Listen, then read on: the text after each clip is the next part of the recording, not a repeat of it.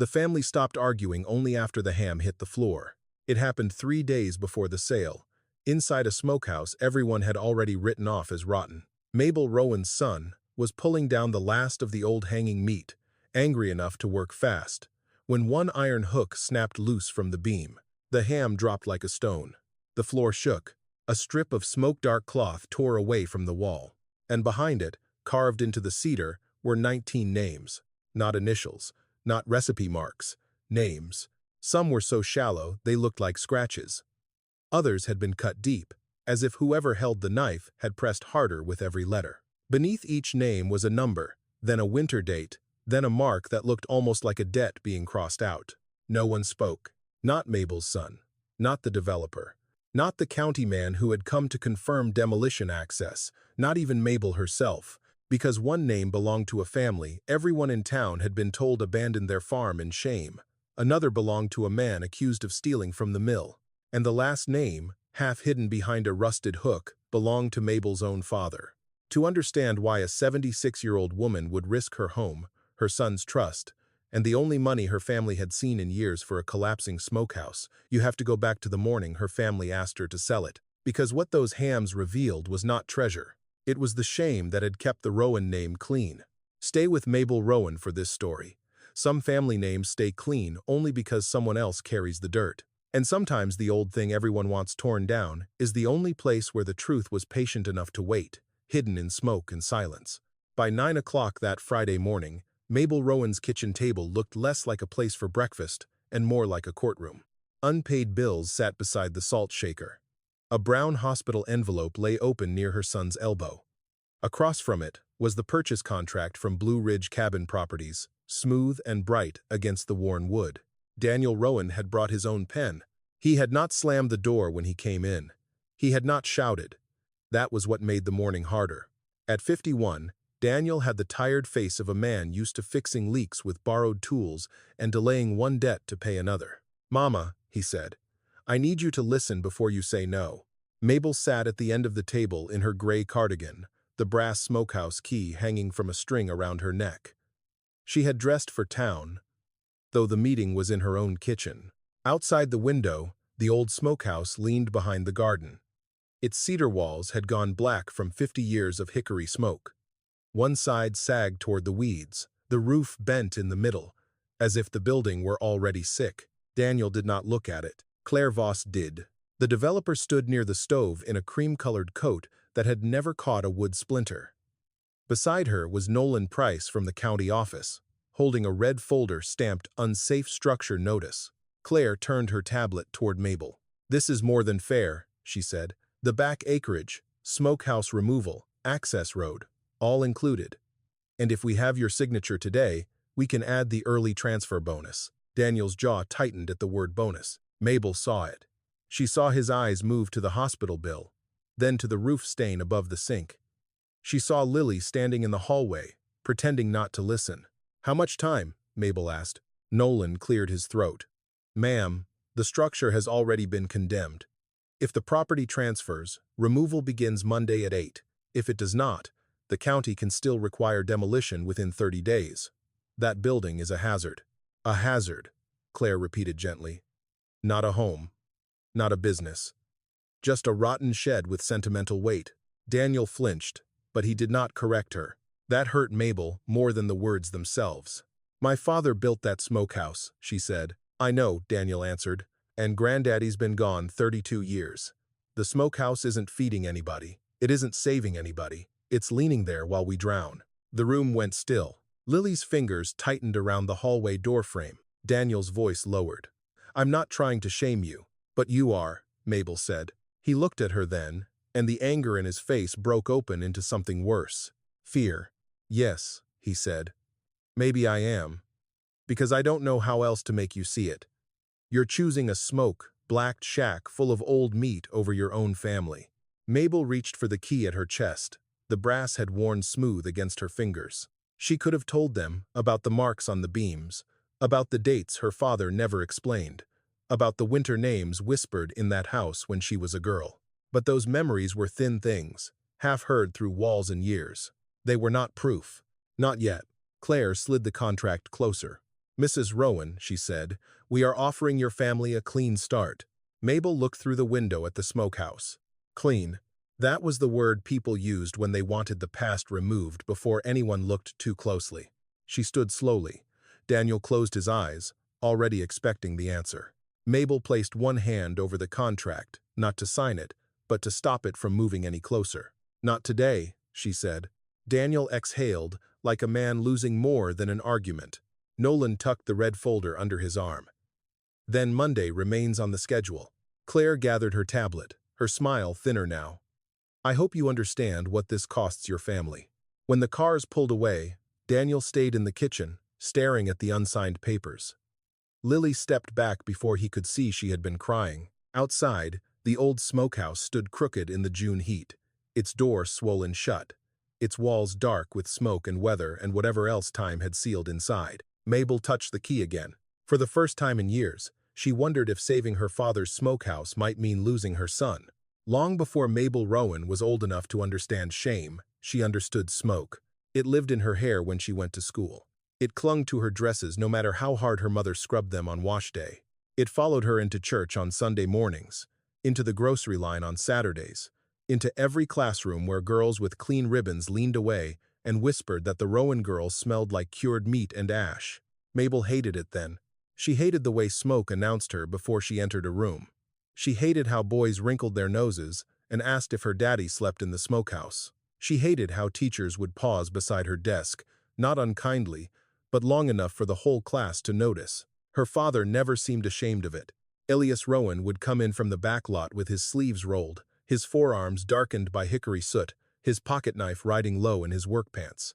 He was not a large man, but he carried himself like someone who knew exactly how much weight a thing could hold before it broke. Every autumn, when the air sharpened and the hills above Rowan Creek turned rust and gold, Elias began preparing the smokehouse. He split hickory behind the shed.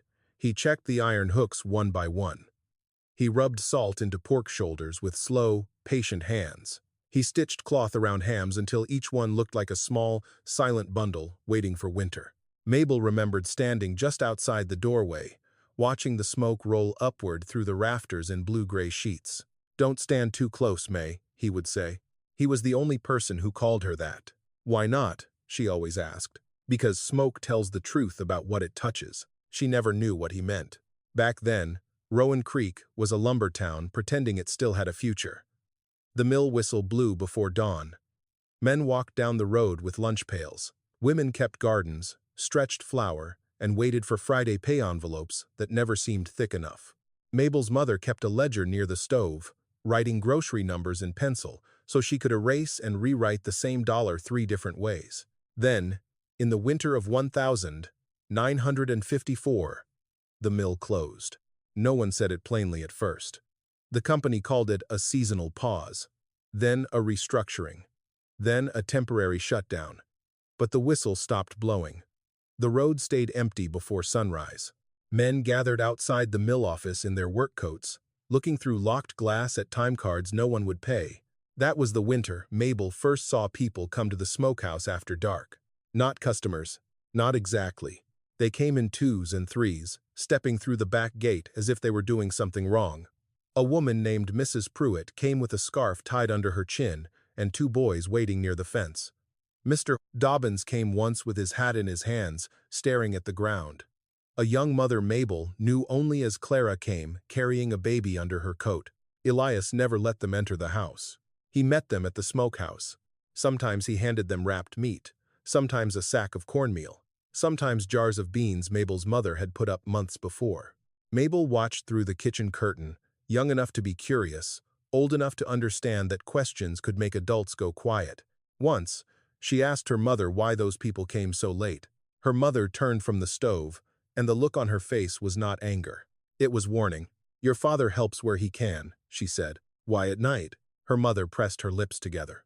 "Because some help embarrasses the people receiving it, and some help embarrasses the people who should have given it first." Mabel did not ask again, but the town did. Whispers started in the dry goods store. Someone said Elias had been given mill meat to keep workers loyal before the shutdown. Someone else said he had taken payment from Mr. Hale, the mill owner, to keep certain men from making trouble. A third voice, said Rowan's Smokehouse had more meat than any poor family had a right to have in a hungry winter. Children repeated what they heard.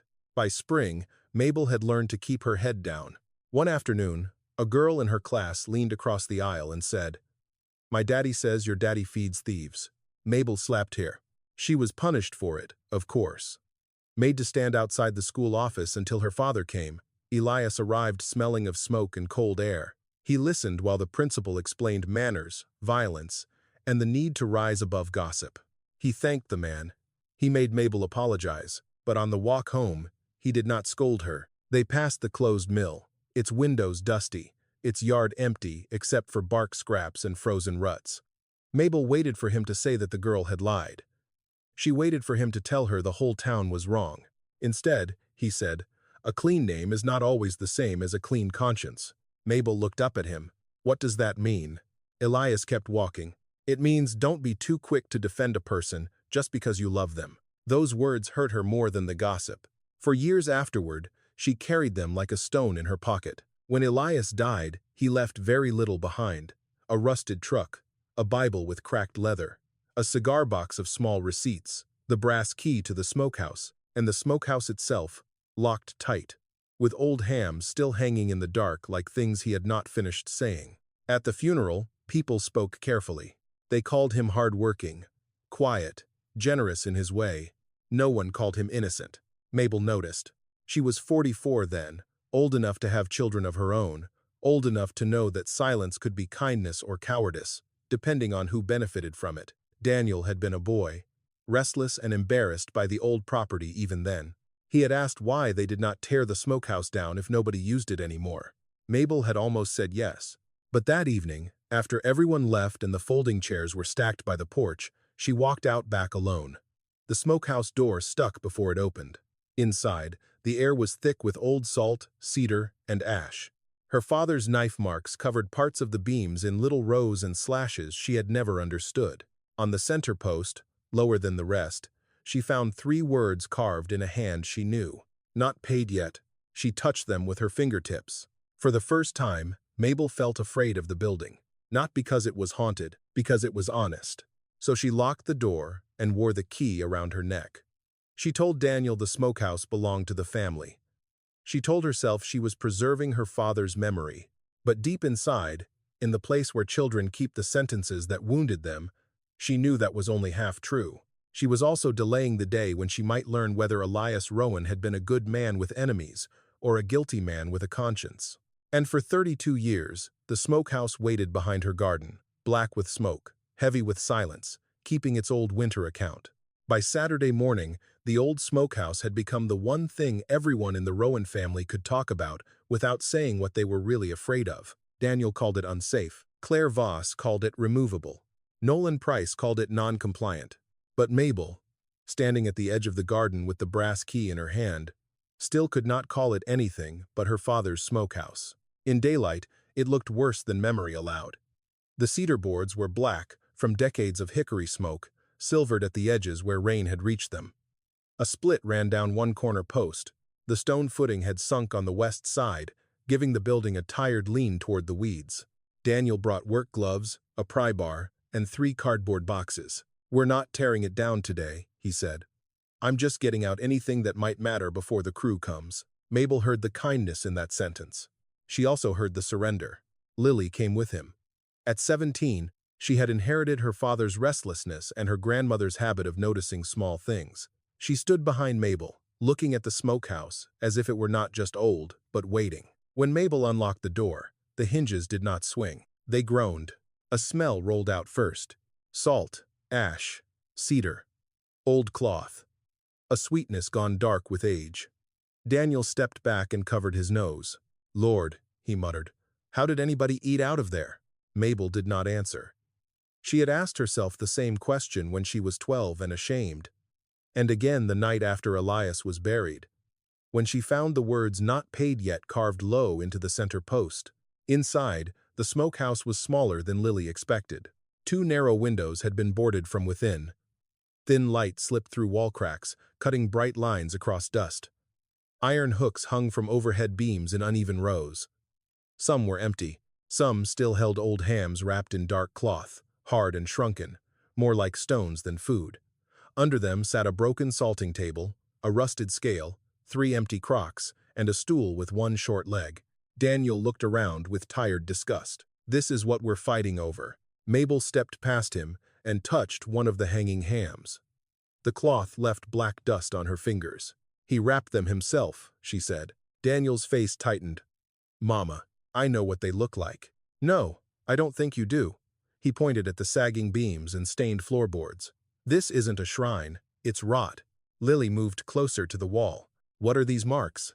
Mabel turned. On the cedar beside the salting table were rows of small cuts, some vertical, some crossed, some grouped near old nail holes. Mabel had seen them all her life. Her father made marks after every curing season. Salt days, smoke times, weight notes, family batches. Poor people's bookkeeping, she had always told herself. Recipes, Mabel said. Lily tilted her head. Recipes have names? Daniel stopped packing the crocks. Mabel looked again. Near the lower beam, beneath a layer of smoke so thick it made every cut look the same, were letters she had not noticed before. Not clear enough to read, not yet. But too curved to be tally marks, too deliberate to be damage. That's just old knife work, Daniel said quickly. But Lily was already tracing the air an inch above the wood. This one looks like a P. Mabel felt the floor shift beneath her, though nothing had moved. Outside, a car door shut. Claire had arrived again, this time with a photographer from the resort company. Through the open doorway, Mabel saw him lifting a camera toward the back acreage. Claire did not come inside. We won't need interior shots, she called. The structure is coming out. We just need before images for the clearing file. Before images, Daniel repeated under his breath. Mabel did not like the phrase. It sounded like the smokehouse had already become evidence of something that no longer mattered. Lily reached for the edge of a black cloth nailed behind one beam. Don't pull that, Daniel said. I'm not. But she leaned closer. Grandma, why would recipe marks be behind cloth? Mabel had no answer. The cloth had been there as long as she could remember, stiff with smoke and tacked flat behind a row of hooks. She had assumed it protected the cedar from grease. She had assumed many things because assumptions were easier than questions. Daniel set down the box. We are not doing this. Doing what? Mabel asked, turning scratches into a mystery. His voice rose, then softened. We have 2 days. 2. The buyer is still willing to help us, and you're standing here reading ghosts off a wall. Mabel looked at the marks again. A date appeared where Lily brushed away dust with her sleeve.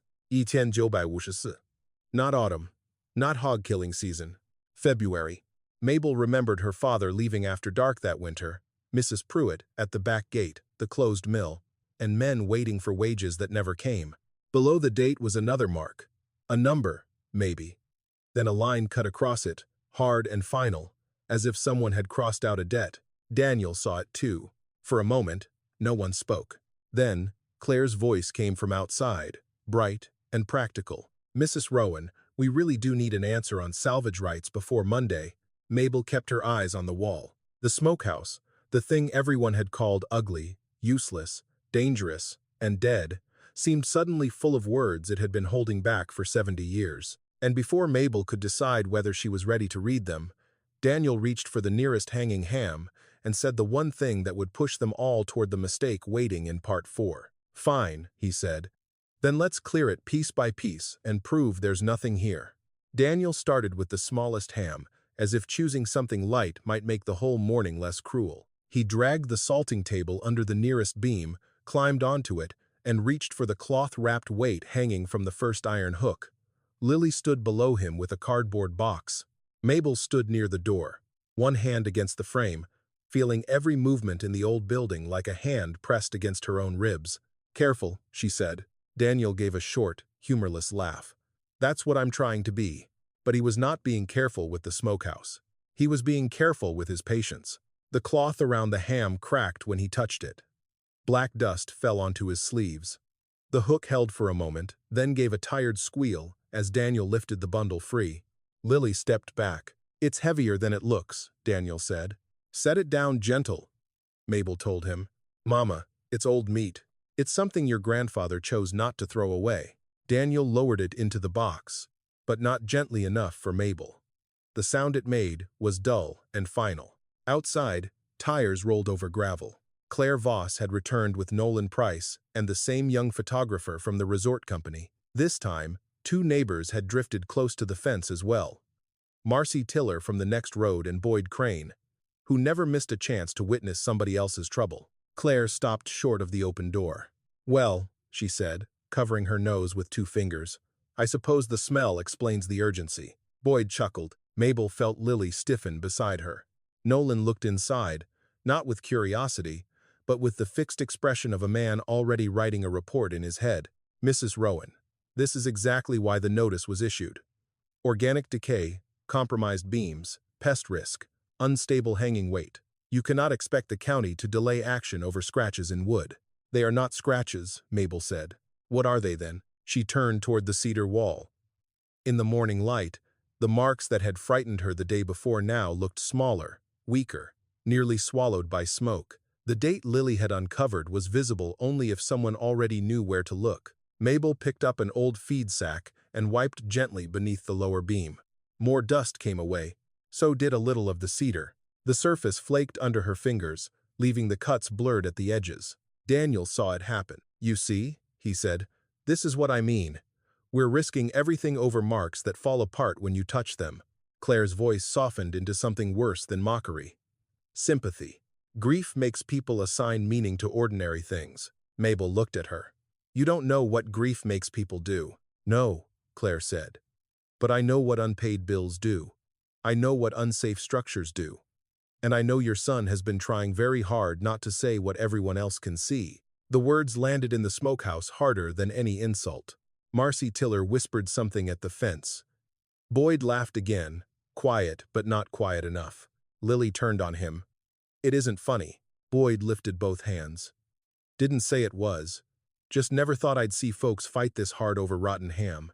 Daniel climbed down from the salting table. His face had gone red. "That's enough," he said. Mabel thought he meant Boyd. But Daniel turned to her. "I can't keep doing this in front of people," he said. "You want me to be the bad son? Fine, I'll be that. But I won't let this building ruin you while everyone watches." He grabbed the second ham before anyone could stop him. This one was higher, tucked near the back beam beneath the black cloth Lily had noticed. Daniel climbed again, braced one boot against the wall, and pulled. The hook did not come loose at first. The beam moved instead. A dry crack shot across the ceiling. Lily cried out. Mabel stepped forward without thinking. A strip of old cloth tore from the wall and fluttered down like a burnt flag. Daniel twisted to catch his balance, knocking the salting table sideways. The ham swung hard, struck the cedar, and sent a shower of black dust and splinters across the floor. Mabel slipped on the loose cloth. For one terrifying second, the room tilted. Then Daniel caught her under the arms. The whole smokehouse went silent. Even Boyd stopped laughing. Daniel held his mother upright, breathing hard. His anger was still there, but now it had fear inside it. "This is over," he said. Mabel tried to pull away. "Daniel, no, you almost got hurt. I saw something behind the cloth. You saw a wall falling apart." Nolan stepped into the doorway, careful not to cross fully inside. "I'm marking the structure as actively unstable," he said. "No more unsupervised entry. I'll file the update this afternoon." Claire nodded, already turning toward her photographer. "Then Monday is even more important." Mabel looked past them all to the back beam. Where the cloth had torn loose, the cedar was lighter underneath. Not clean, never clean, but less blackened, protected from 70 years of smoke. Several marks showed there, deeper than the others. One looked like the start of a name, but Daniel was guiding her out before she could read it. Outside, in the harsh daylight, Marcy Tiller would not meet Mabel's eyes. Boyd kicked at the gravel and muttered, "Shame, all this fuss." Mabel wanted to answer him. She wanted to say shame was exactly what this was about. But she had no proof. Only a half-seen mark on a wall she was no longer allowed to enter, a son shaking with fear beside her, and a county man preparing the words that would make the demolition harder to stop. That evening, after Daniel went inside to wash the dust from his hands, Lily stayed near the garden fence. She did not say anything at first. Then she opened her palm. Resting there was a small strip of smoke-dark cloth that had fallen from behind the beam. On its underside, protected where no one had looked, were 3 faint letters pressed into the stain. Prue. Lily looked at her grandmother. Grandma, she whispered, is Prue a recipe? Lily did not give the strip of cloth to anyone else. Not to Daniel, not to Nolan Price, not to Claire Voss. She wrapped it in a clean dish towel and carried it into the house as if it were something breakable. Mabel watched her granddaughter place it on the kitchen table beside the unsigned contract, the hospital envelope, and Daniel's forgotten pen. 3 faint letters showed through the old smoke stain. Prue. Not dark enough to be ink, not sharp enough to be embroidery, more like pressure marks left by something pressed against the cloth for a very long time. Daniel came in from the yard, with black dust still in the lines of his hands. What is that? He asked. Lily looked at Mabel first. A piece from behind the beam. Daniel's mouth tightened. I told you both we're done going in there. We didn't go back in, Lily said. It fell. He reached for the cloth. But Mabel put her hand over it. Don't. Daniel stared at her. Mama, please don't make this worse. Mabel wanted to tell him she was trying to do the opposite. But she had said too many things without proof already. So Lily said what Mabel could not.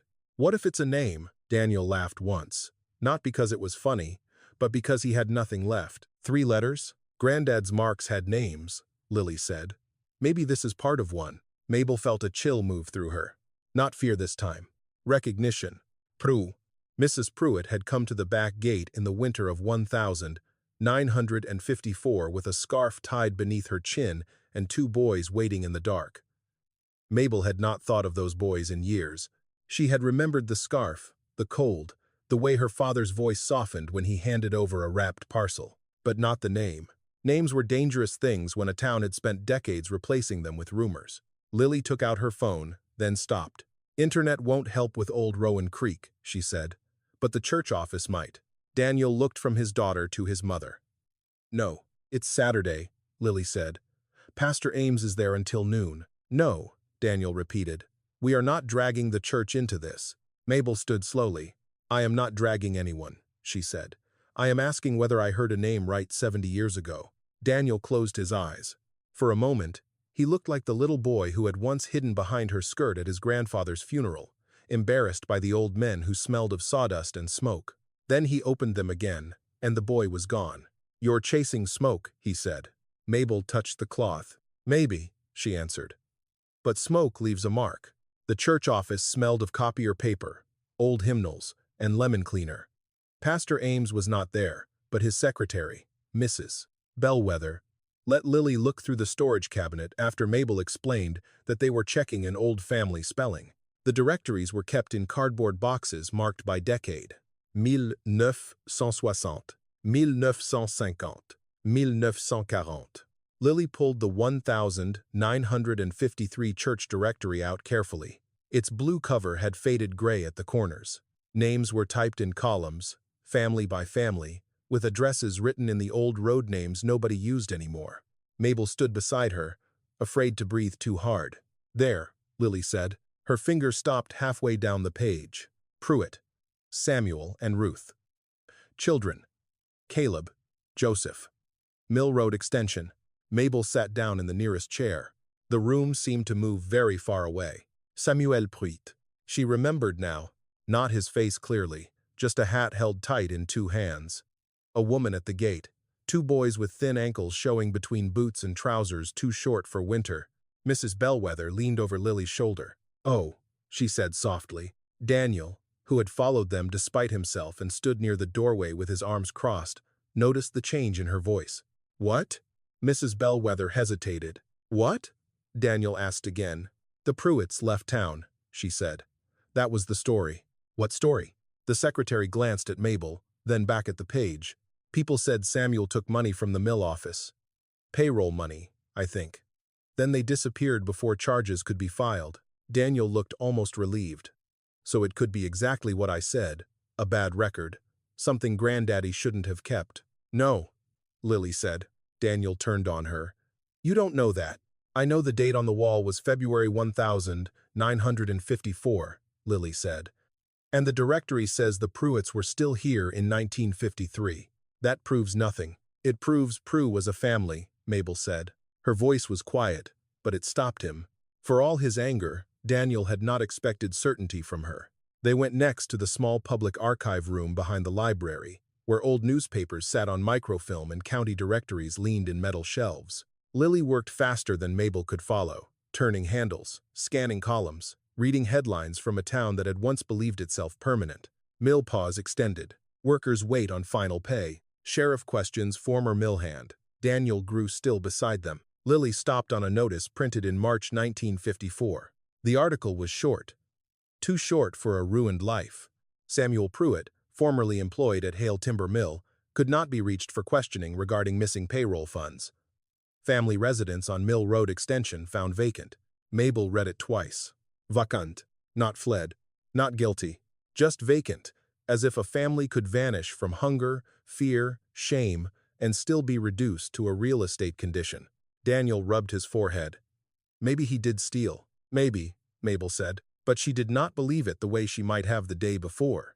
Lily copied the article by hand because the old machine would not print. As she wrote, she frowned.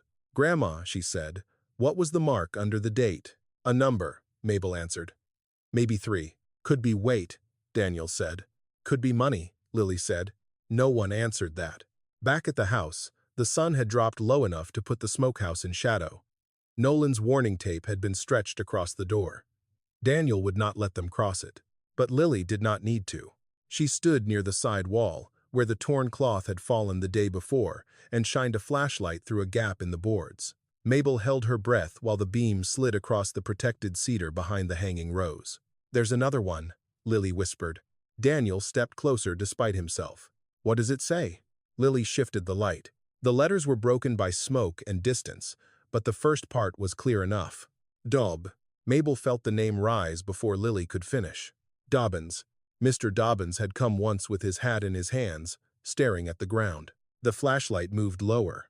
Below the letters was another winter date, and under that, another number with a line cut through it. Daniel did not speak. For the first time since Friday morning, he looked at the smokehouse not as a problem to remove, but as a thing that might answer back. Mabel stood behind the warning tape, the brass key cold against her chest. Pruitt. Dobbins. 2 names were not proof of everything, but they were enough to prove one thing. Her father had not been marking recipes. He had been marking people. And somewhere behind the hams Daniel wanted to throw away, the rest of those people were still waiting to be read. Sunday morning came in heavy and bright, the kind of heat that made every old board in the Rowan place swell against its nails. Daniel did not sleep much the night before. Mabel knew because she heard him moving through the house long after midnight, opening drawers, shutting them again, walking to the back window, then away from it. By breakfast, he looked less angry than worn down. "We are ending this today," he said. Mabel stood by the sink with her coffee untouched. "What does that mean?" "It means I'm going to take down one more ham. The big one by the back beam. If there's something behind it, we'll see it. If there isn't, we stop." Lily looked up from the notes she had copied from the church directory. "Dad," Nolan said, no unsupervised entry. "Then I called him." Mabel turned. Daniel would not meet her eyes. "If we're doing this, we're doing it where nobody can say we tampered with anything." At 10:30, Nolan Price arrived in his county truck. Claire Voss followed him less than 5 minutes later, wearing sunglasses and the expression of someone who had already begun calculating delay costs. She did not bring the photographer this time. She brought a folder. Mabel noticed that first. People brought folders when they wanted signatures. Nolan cut the warning tape across the smokehouse door, but held up one hand before Mabel could step forward. "Only Mr. Rowan goes in," he said. "One item down. No unnecessary contact with the walls. I'm documenting the condition. This is my smokehouse," Mabel said, "and it is currently marked unstable." Daniel looked at her, and for once his face was not hard.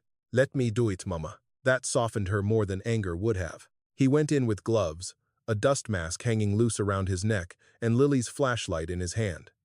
The smokehouse seemed darker with people watching from outside. The hams hung in uneven shapes above him, black and still.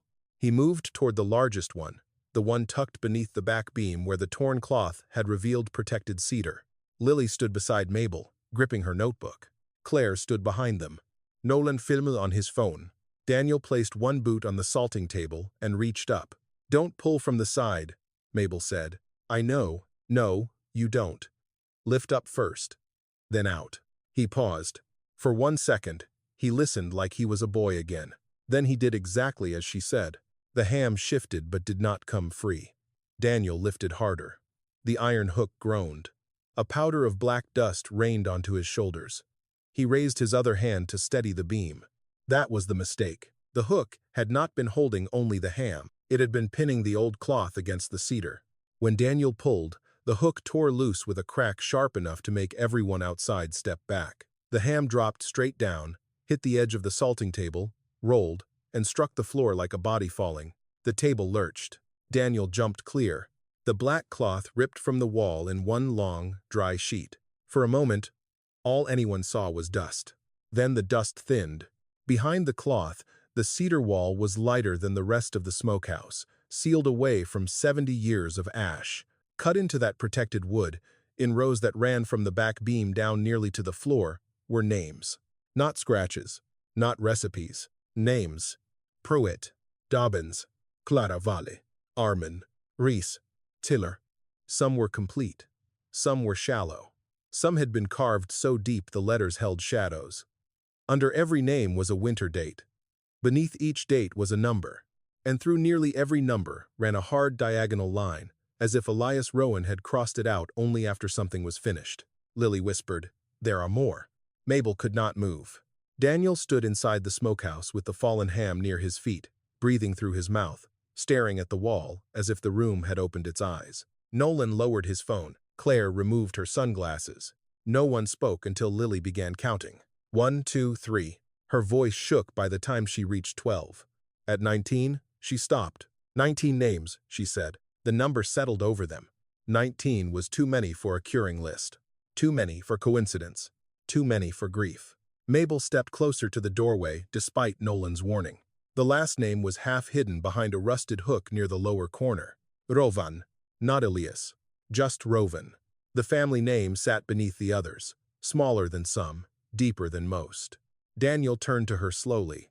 "Mama," he said, "what did he do?" The question did not sound like accusation. That made it worse. Nolan found his voice first. These numbers could be weights, could be money, could be deliveries. Claire looked at the fallen ham, then at the wall. Or accounts. "Accounts?" Lily said. Claire's tone stayed careful. "Private distribution records. Unreported goods. If meat or money moved through this building during the mill closure, and if names were kept this way, there may be legal exposure." Mabel heard the phrase without understanding it. Legal exposure. Such a clean way to say shame. Nolan stepped just inside and looked closer at the wall. "Pruitt," he said. "Wasn't there a theft accusation tied to that family?" Daniel closed his eyes. Lily snapped. "That doesn't mean they stole anything." "No," Nolan said.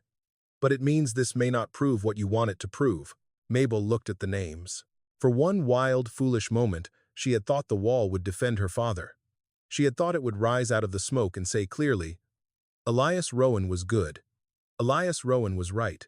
Elias Rowan kept faith when others did not. Instead, the wall gave her names, dates, crossed numbers, and her own family name beneath them. Not an answer. A charge.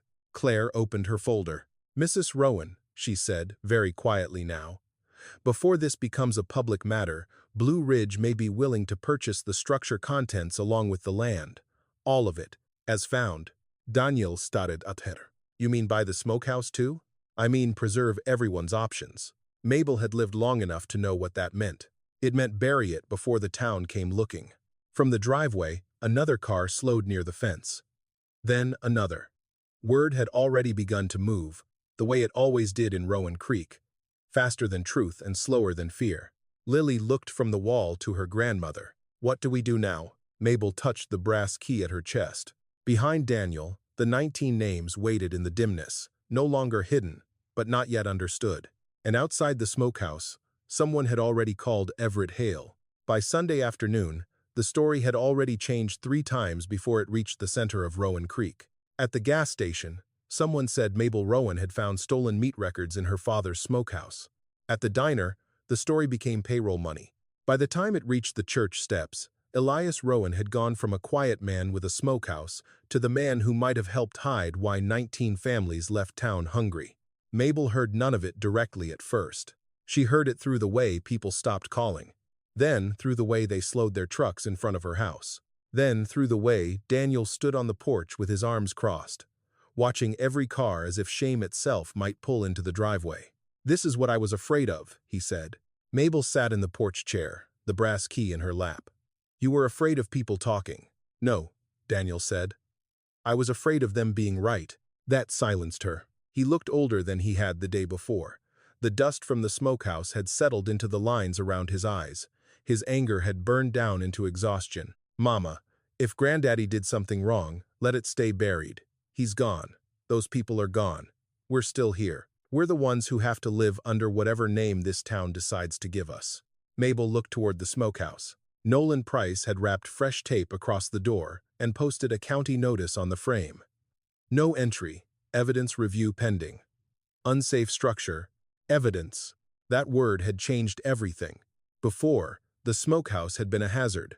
Now it was a question with walls. Claire Voss arrived just after 3 o'clock, alone this time. No photographer. No county man. No polite resort smile. She carried a slim folder under one arm. Daniel met her halfway down the walk. "If you're here to push the sale, today isn't the day." "I'm here to prevent damage," Claire said. "To your project?" "To everyone." Mabel stood. Claire opened the folder on the porch rail. Inside was a revised purchase offer. The number at the top was higher than before. Much higher. Enough to pay the hospital envelope, patch the roof, clear Daniel's overdue property taxes, and leave something behind for Lily. Daniel stared at it. Mabel saw his throat move. Claire spoke carefully. "Blue Ridge is willing to purchase the back acreage, the smokehouse, and all contents as found. We would assume responsibility for storage, stabilization, and private review." "Private," Mabel said. Claire did not blink. "Until the facts are clear, and if the facts never get clear, that may be better for your family." Daniel looked at Mabel, and she hated that she understood the look. Hope could be cruel when it came printed on legal paper. Claire slid a second page forward. "This is only a non-disparagement and confidentiality clause, standard in sensitive property transfers." Lily, who had been standing inside the screen door, pushed it open. "You mean a silence agreement?" Claire glanced at her. "I mean preventing speculation from destroying reputations before anyone understands what they found." "Whose reputations?" Lily asked. Before Claire could answer, a dark sedan turned into the driveway. Mabel knew the car before she knew the man. Everyone in Rowan Creek knew the Hale name, even if the mill had been closed longer than Lily had been alive. Hale Timber had built half the town, paid half the town, and, depending on whom you asked, starved half the town when it left. Everett Hale stepped out in a pale linen jacket with silver hair and a cane he seemed to use more for punctuation than support. "Mabel," he said, as if they had met for tea the week before. They had not spoken in 6 years. Everett looked past her toward the smokehouse and sighed. "I am sorry this has become public." Mabel's hand closed around the key. "It became public when people started slowing down to stare. People stare when they are given a story without context." Lily stepped down onto the porch. "Do you know the context?" Everett smiled sadly. "Child, old hunger makes people remember things wrong." Mabel felt the sentence move through the air like a warning dressed as wisdom. Daniel straightened. "Mr. Hale, were you called here?" Everett looked at Claire. Claire did not deny it. "I was informed there may be old markings connected to former mill families," Everett said. "I thought it best to offer perspective before painful misunderstandings spread." "What kind of misunderstandings?" Mabel asked. He rested both hands on the cane. "The winter of 1954 was hard on everyone. Records were poor. Men were angry. Families left. Some owed money. Some took what was not theirs. Your father did what many men did in desperate times. He survived." Mabel heard the shape of it. Not accusation.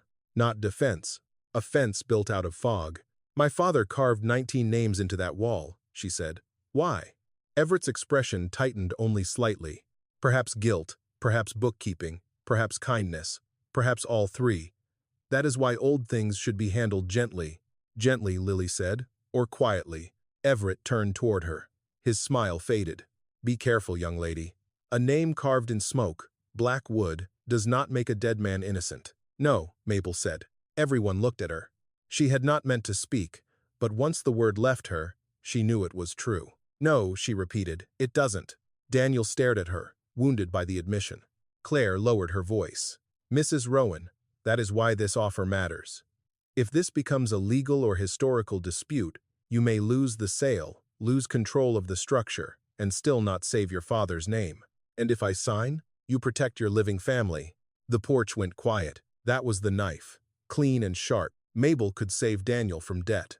She could save Lily from inheriting a fight. She could save the Rowan name from whatever the wall might still say. All she had to do was let strangers carry the smokehouse away.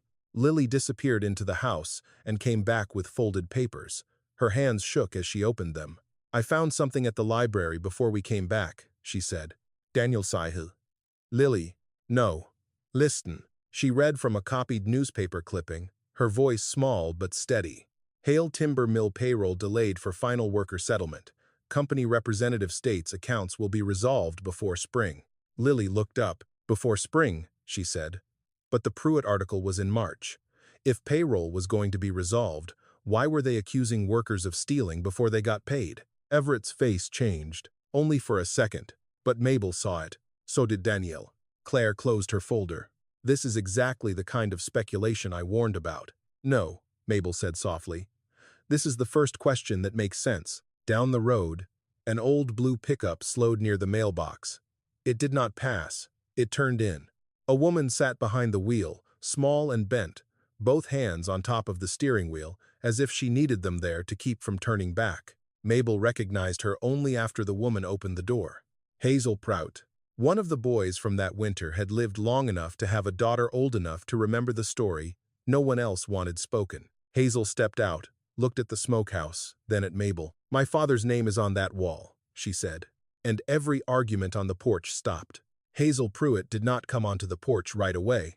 She stood beside her old blue pickup, one hand on the open door, looking past everyone toward the smokehouse. She was in her late 70s, small enough that the wind seemed able to move her, but her eyes did not move from the black cedar building behind Mabel's garden. My father's name is on that wall, she said again. No one answered. Not Claire, not Everett Hale, not Daniel, not even Lily, who still held the copied newspaper clipping in both hands. Mabel stepped down from the porch. Hazel, she said, and the name felt strange in her mouth. They had lived in the same county for decades, seen each other in grocery aisles and funeral lines, but never once had Mabel asked what the Pruitt family remembered. Hazel looked at her. My daddy was not a thief. The words were not loud. They did not need to be. Everett Hale shifted his cane against the gravel. Mrs. Pruitt, no one here is making accusations. Hazel turned toward him so slowly that even Daniel noticed. Your family made them 70 years ago. The porch went still. Hazel walked toward the smokehouse, stopping outside Nolan's warning tape. She did not try to cross it. She only looked through the open door at the wall where the black cloth had torn away. Samuel Pruitt, she said.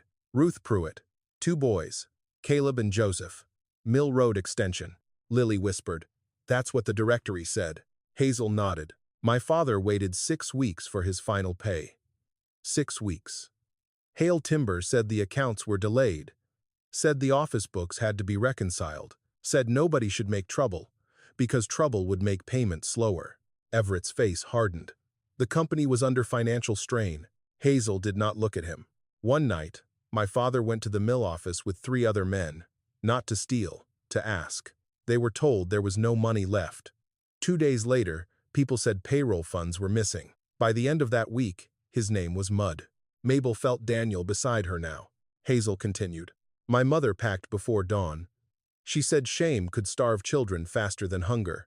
We left with 1 wagon, 2 quilts, and meat wrapped in black cloth that your father gave us. She looked at Mabel. Elias Rowan handed it to my mother behind this smokehouse. He cried when he did it. Mabel closed her eyes. For a moment, she could see Mrs. Pruitt again. Scarf under her chin, boys at the fence. Her father's hands holding out a bundle. But why carve the names? Lily asked. Hazel reached into the pocket of her cardigan and pulled out a folded paper, brittle and soft at the creases. My brother Caleb kept this. I found it after he died. Mabel took it carefully. It was not a letter. Not exactly. It was a piece of brown wrapping paper with numbers written in pencil. Beside each number was a name. Pruitt 18, Dobbins 11, Valsept, Tilany. Some had short marks beside them, Some had lines through them. At the bottom, in handwriting, Mabel knew from grocery notes and Bible margins, were 4 words: paid in winter meat. Daniel read over her shoulder. His face changed. Lily moved closer. The numbers weren't weights? Hazel shook her head. Weeks. Shares. Maybe both. My brother said Elias marked every family until he believed he had given back what should have come in pay. Everett exhaled sharply. That is one interpretation. No, Hazel said. That is memory. Lily spread her copied records on the porch rail. The church directory. The newspaper clipping. The notice about final payroll. The short article accusing Samuel Pruitt. She began matching dates aloud. February 1954 on the wall. March article says Pruitt vanished. The payroll article says final settlement before spring. But there's no follow-up saying anyone got paid. Because they didn't, Hazel said. Mabel looked at the smokehouse. For years, she had feared the building would prove her father guilty of stealing. Now the truth was worse in a different way. Elias had not stolen payroll, but he had known. Hazel seemed to understand, before Mabel said a word. My father told us Elias came late, she said. Not at first. At first, he stayed quiet. Mabel's throat tightened. Everett looked away. Hazel pointed toward the smokehouse wall. The Rowan mark is not because your family was owed. It is because your father wrote down what he owed. Daniel turned to Mabel. What does that mean? Mabel already knew. She had known since childhood in fragments. Her father bringing home meat when other families had none. Her mother going silent when asked where it came from. Elias telling her not to defend a man too quickly just because she loved him. Hazel said it plainly. Hale Timber gave Elias meat and money to keep the men calm. To tell them to wait. To tell them the accounts would be settled. He believed them at first. Then he realized they were never going to pay. By then, people like my father were already being called thieves. Mabel pressed one hand to her mouth. Daniel looked as if something inside him had been unhooked. So Granddaddy helped cover it up, he said. For a while, Hazel answered. Then he fed us through winter. No one tried to make that clean. That was the truth of it. Elias Rowan had taken comfort before he understood the cost. He had accepted a place close enough to power to be useful and far enough from it to be blamed. Then, when the truth reached him, he had not gone to the sheriff, not gone to the paper, not stood in front of the mill office and named what had happened. He had opened his smokehouse after dark. He had carved the names into cedar. He had crossed out numbers one by one, as if meat could replace wages, as if full bellies could return land, reputation, time. But they could not. Hazel's father died in another county, with people still whispering that he had run because he was guilty. Mr. Dobbins lost his farm after missing 2 payments that winter. Clara Vale's children were sent to relatives in different towns and did not grow up together. And the Tiller family, Mabel now realized with a cold ache, had spent years standing beside people who laughed at old Rowan smoke without knowing their own name was carved under its roof. The smokehouse had not saved everyone. It had preserved the account of what could not be fully repaid. Mabel looked at Everett Hale. He was pale now, but still composed. My grandfather is not here to answer this, he said. No, Mabel replied. Neither is mine. That was the difference, and the grief of it. The dead could not answer. But the wall could. Daniel picked up Claire's revised offer from the porch rail. For a moment, Mabel thought he might ask her to sign it anyway. Instead, he folded it once, then again. Then he handed it back to Claire. My family is done selling silence, he said. Claire did not take the paper at first. Lily was crying openly now. Hazel looked at Mabel, and in her face there was no forgiveness yet. Only exhaustion. Maybe that was fair. Maybe forgiveness was too much to ask from people whose hunger had been mislabeled as theft. Mabel walked to the smokehouse door and stopped at the warning tape. She did not cross it. She touched the brass key at her chest and looked at the 19 names. For 32 years, she had locked the smokehouse because she was afraid of what it might say about her father. Now she understood. It was not asking her to protect Elias Rowan from shame. It was asking her to stop letting his shame stand in place of the people he had failed, then tried too late to feed. Mabel turned back to the porch. Tomorrow, she said, her voice steady though her hands were not, we read every name where it was carved. Daniel looked at her. To who? Mabel looked at Hazel Pruitt first, then at Lily, then at the road where cars had slowed all afternoon, carrying rumor from house to house. To anyone whose family paid for our clean name. By 10 o'clock Monday morning, there were more cars on Rowan Road than there had been for any church picnic in 20 years. Mabel had refused to move the gathering to the courthouse. Nolan Price suggested it first, using words like procedure and safety. Claire Voss suggested the community center, where there would be chairs, air conditioning, and fewer photographs of a condemned structure in the background. Everett Hale said nothing, but Mabel saw approval in his silence. Powerful families always preferred clean rooms for dirty history, so Mabel said no. The names were carved here, she told them. They will be read here. Daniel spent the morning doing what he had not done 2 days earlier. He protected the Smokehouse. Not from truth, from collapse. He borrowed braces from Boyd Crane, who arrived embarrassed and quieter than usual. He helped Nolan mark a safe line in the grass. He put plywood over a soft patch near the door. He hung no decorations. He made no speeches. He simply worked, black dust still lodged beneath his fingernails, while people parked along the road and walked toward the garden in uneasy silence. Some came because of family names. Some came because of rumor. Some came because small towns could not resist watching shame become official. Hazel Pruitt stood near the front with both hands folded over the handle of her cane. Marcy Tiller came too, though she stayed at the edge of the crowd, her face pale. Behind her were people Mabel recognized as Dobbins, Vale, Reese, and Harmon by marriage, distance, or resemblance. Some looked angry before anything began. Some looked afraid of learning why their grandparents had left, lost land, split families, or grown quiet whenever Hale timber was mentioned. Mabel stood beside the open smokehouse door. For the first time since Friday, she did not wear the brass key around her neck. She held it in her palm. Daniel stood to her right. Lily stood to her left, holding the copied directory, clippings, and Hazel's brown wrapping paper in a folder tied with string. Everett Hale stood behind the crowd, close enough to hear, far enough to pretend he was only observing. Claire Voss stood near her car, with her revised offer folder closed against her chest.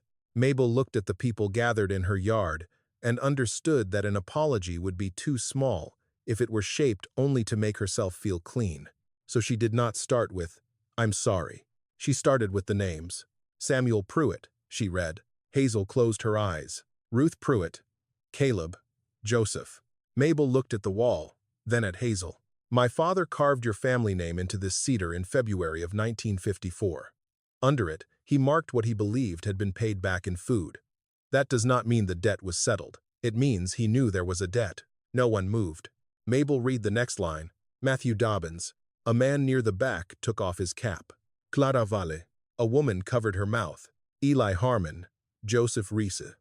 Thomas Tiller. Marcy Tiller made a sound so small most people missed it. Mabel did not. Neither did Daniel. Name by name, the smokehouse changed. Not physically. Its boards were still black. Its roof still sagged. Its door still hung wrong on its hinges. But with every name spoken aloud, the building became less like a secret and more like a witness. When Mabel reached the final mark, her voice broke. "Rovan." She stopped. Daniel looked down. Lily's hand touched her grandmother's elbow. Mabel took one breath. "This is my family's name," she said. "It was not carved here because we were owed. It was carved here because Elias Rowan knew he owed." The crowd shifted. Mabel looked toward Everett Hale, then back to the families. Hale Timber delayed final payroll. Workers were accused before they were paid. Some were called thieves. Some left town under shame. My father accepted meat and money from Hale Timber at first. He told people to wait. He believed, or wanted to believe, that the company would settle its accounts. Her eyes burned, but she did not look away. When he understood they would not, he did not do the brave thing. He did not stand in town and name what had happened.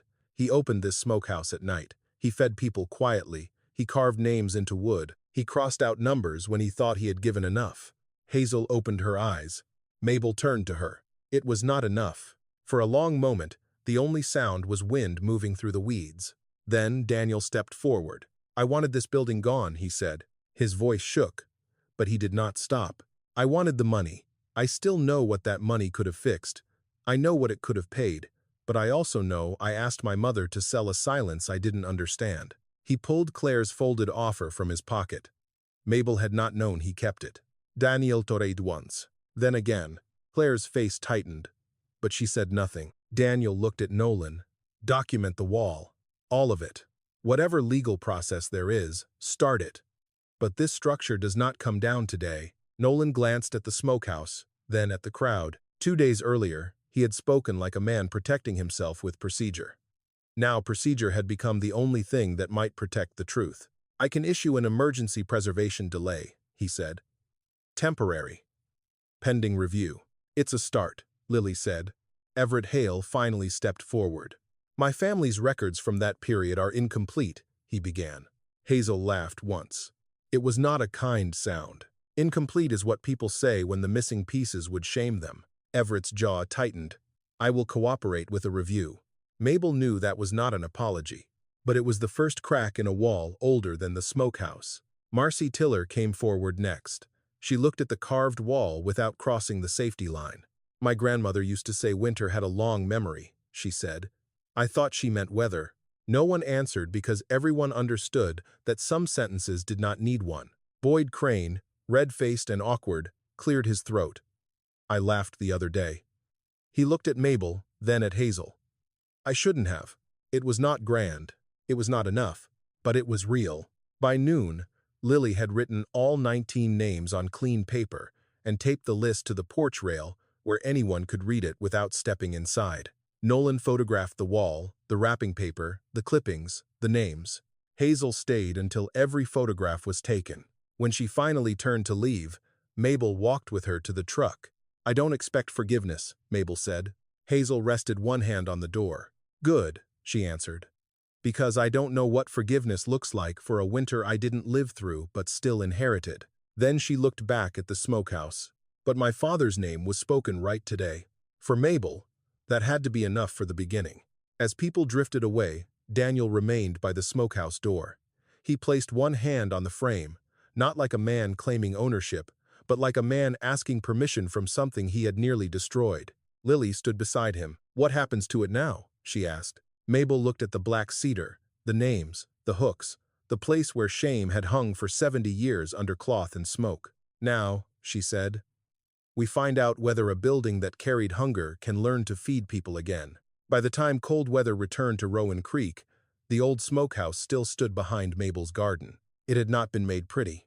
That was the first thing Mabel insisted on. No fresh paint to cover the black cedar. No polished sign pretending the past had become clean because people had finally found words for it. No glass case around the old hams. No ribbon cutting with county men smiling beside a thing they had nearly condemned. The roof was braced. The west wall was straightened just enough to keep it from falling. The carved cedar panel was stabilized, but left where Elias Rowan had cut it. The iron hooks were cleaned, counted, and rehung. The smokehouse did not become a museum. It became useful. The idea began with Lily, though she gave Mabel credit for it whenever anyone asked. A winter food trust, she called it. Nothing grand, nothing that required speeches. Families could donate meat, beans, jars, flour, wood, money, or time. People who needed help could take food without signing their shame onto a public list. Daniel filed the land papers himself. The back acre where the smokehouse stood was placed into a small trust, protected from sale, protected from resort development, protected even from the Rowan family if fear ever made them forget again. Claire Voss still built cabins farther up the ridge, but not where the smokehouse shadow fell. Nolan Price came twice that autumn with preservation forms, and an expression that suggested paperwork had finally met something larger than paperwork. He never apologized in a speech, but he signed the delay, then the protection order, then the safety clearance that allowed the smokehouse to work again under strict limits. That was enough. Everett Hale's family records remained under legal review. Some boxes were missing. Some ledgers had convenient gaps. Some letters proved less than people hoped, and more than the Hale family wanted. There would be no neat ending before Christmas. Maybe not before Mabel's lifetime ended. But 17 descendants of the 19 named families had already signed statements. Hazel Pruitt signed first. She did not call it forgiveness. She called it correction. Daniel changed more slowly than people expected, which made the change feel true. At first, he only came out back to repair. A hinge, a brace, a split board. Then he began asking Mabel practical questions. How dry should hickory be before it smoked clean? How much salt was enough?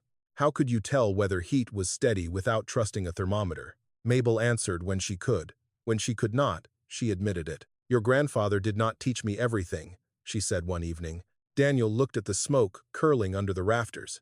Maybe he didn't know how. Mabel thought of Elias then not as a saint, not as a villain, but as a man standing too close to wrong before he understood the fire had already touched him. "No," she said. "Maybe he didn't."